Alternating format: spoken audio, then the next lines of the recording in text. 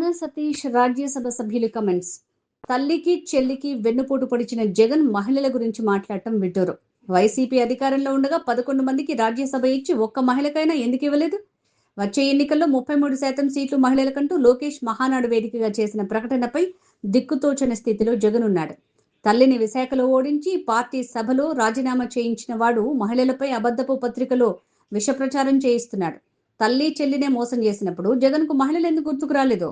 ఈరోజు రాజ్యసభ అభ్యర్థుల గురించి ఒక అబద్ధపు పత్రికలో మహిళలకు స్థానం ఇవ్వలేదు అని రాయటం చాలా ఆశ్చర్యకరం వేసింది. ఆ పత్రిక ఓనరు గత 5 సంవత్సరాలుగా 11 మందికి రాజ్యసభ సభ్యులనిచ్చి ఒక్క మహిళకు ఇవ్వనోళ్ళు ఈవేళ ఇటువంటి కామెంట్ చేయటం ఆశ్చర్యకరంగా ఉంది. సొంత తల్లిని చెల్లిని వెన్నుపోటు పొడిచిన వాళ్ళు మహిళల గురించి మాట్లాడటం చాలా వెటకారంగాను ఆశ్చర్యంగానూ ఉంది.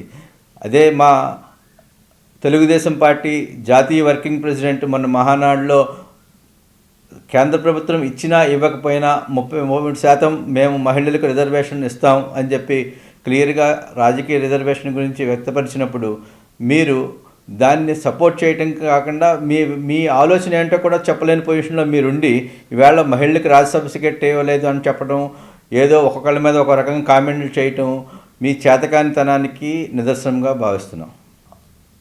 తెలుగుదేశం పార్టీ వర్కింగ్ ప్రెసిడెంట్ మా నాయకుడు లోకేష్ గారు 33% మహిళలకు రిజర్వేషన్ ఇస్తారని మహానాడు సాక్షిగా తెలియజేశారు. దాని మీద మీ పార్టీ యొక్క స్టాండ్ ఏంటో మీరు తెలియజేయలేదు. మీరు మహిళలు మోసం చేద్దామనుకుంటున్నారా, లేక మేము చెప్పిన 33% మీరు సమర్థిస్తున్నారా? మీరు మీ వెర్షన్ తెలియజేయడానికి కూడా మీరు వెనకంజ వేస్తున్నారు.